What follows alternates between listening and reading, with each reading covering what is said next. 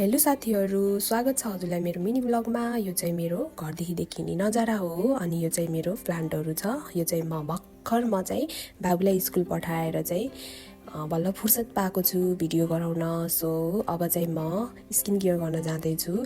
बच्चा एउटा सानो घरमा बच्चा भइसके पछाडि चाहिँ बच्चाको काम नभ्याइकन चाहिँ अरू काम चाहिँ गर्न कहिले पनि नभ्याइने साथीहरू।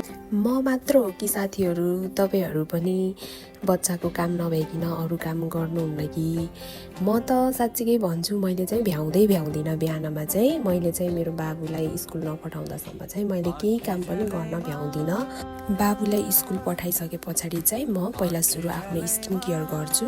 स्किन केयरमा चाहिँ मैले टोनर लगाएँ सुरुमा, अनि त्यसपछि सिरम पछि मोइस्चराइजर पछि सनस्क्रिन। प्रोडक्टहरू चाहिँ अलिकति होल्ड गर्दै लाउनु होला, थोरै ग्यापिङमा। अनि त्यस पछाडि चाहिँ म बचेको सनस्क्रिनलाई चाहिँ घाँटीतिर पनि हल्का लगाउँछु। लगाइसके पछाडि चाहिँ म थोरै लिप ग्लस पनि लगाउँछु। स्किन केयर गरेपछि चाहिँ म चाहिँ यस्तो देखिएँ। यो हो मेरो रुम, अनि यो रुमलाई चाहिँ अलिकति फोहोर भएको छ, म चाहिँ त्यसलाई सफा गर्छु। बेडहरू अलिअलि मिलाउँछु, तनाहरू तनाक गर्छु। त्यसपछि चाहिँ म चाहिँ झाडु लगाउँछु। मेरो चाहिँ झाडु लगाउन कति धेरै ठाउँमा लाउनुपर्छ साथीहरू, त्यही भएर मैले चाहिँ अहिले भिडियोमा चाहिँ देखाउँदिनँ, अलिअलि मात्र झाडु लगाएको देखाएको छु। पोचा त लाउनै पर्यो साथीहरू। सो म चाहिँ पोचा लाउनको लागि चाहिँ पानी सानी रेडी गर्दैछु। त्यसपछि चाहिँ म पोचा रेडी भइसके साथीहरू, सुरुमा चाहिँ म जहिले पनि किचनमा लगाउँछु पोचा चाहिँ। किचनमा लगाइसके पछाडि बल्ल अन्त लगाउँछु। म आफ्नो रुमतिर पोचा लाउन। त्यसपछि पालो छ हलको। हल पनि मेरो त कति ठुलो छ साथीहरू। मेरो चाहिँ कति धेरै थियो कपडा धुन साथीहरू। सो त्यसैले म चाहिँ कपडा मिच्दैछु। मिचेर राख्ने हो मैले चाहिँ यो कपडा पखाल्ने चाहिँ मेरो बुढोले हो। बुढो चाहिँ अब कामबाट आउँदै हुनुहुन्छ खाना खान, अनि त्यति बेला चाहिँ मेरो बुढोले चाहिँ कपडा पखालिदिनुहुन्छ। कपडा पनि साथीहरू मेरो मात्र हो कि तपाईँहरूको पनि हो यस्तो हुन्छ? एक दिन धोएन भने चाहिँ मेरो कपडा चाहिँ यति धेरै हुन्छ नि। यो चाहिँ मेरो 3 दिनको कपडा हो साथीहरू। धेरै त अब बच्चा बच्ची भइसके पछाडि चाहिँ बच्चा बच्चीको जो हुन्छ धेरै चाहिँ। अन्त साथीहरू यो चाहिँ मेरो फर्स्ट मिनी भ्लग हो।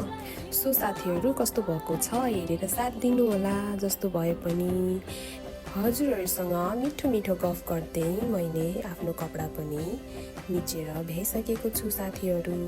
यो चाहिँ मेरो बुढाले ल्याइदिएको छोले भटुरे म चाहिँ रेडी गर्दैछु खानाको लागि।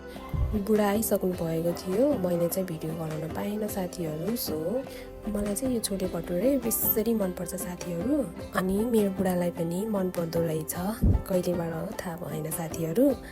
एकचोटि चाहिँ मसँग खानुभएको थियो, अनि त्यहाँदेखि चाहिँ बेसरी मन पर्यो अरे। सो त्यही भएर आज चाहिँ मलाई केही नसुनाइकन ल्याइदिनु भएको थियो।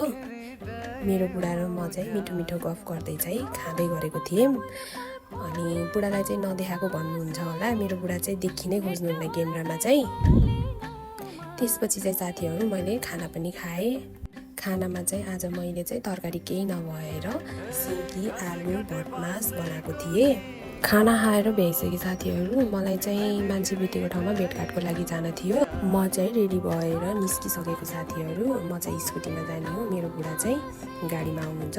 यो चाहिँ म हो साथीहरू। यहाँ चाहिँ मेरो बुढाले स्कुटी निकालिदिँदै हुनुहुन्छ। यस्तो बाटोसम्म अगाडि हिलो छ नि त, सो त्यही भएर साथीहरू यस्तो मौसम छ, हेर्न सक्नुहुन्छ म बस्ने घर। म चाहिँ आइसकेको थिएँ साथीहरू। हामी चाहिँ भित्र बस्दा बाहिर हावा खान निस्केको, अनि बाहिरको नजारा। यो चाहिँ बिहान धोएको कपडा थियो साथीहरू, सुकाउनै थियो साथीहरू। सो अहिले भर्खर म घर आइपुगेर चाहिँ कपडा सुकाउँदैछु। बितेको ठाउँमा जान ढिलो हुन्छ भनेर चाहिँ बिहान चाहिँ मैले कपडा सुकाएको थिएन। कपडा सुकाएर पनि सकियो साथीहरू। यो हो मेरो छतदेखि देखिने भ्यू। अहिले चाहिँ एकदम राम्रो मौसम भएको छ।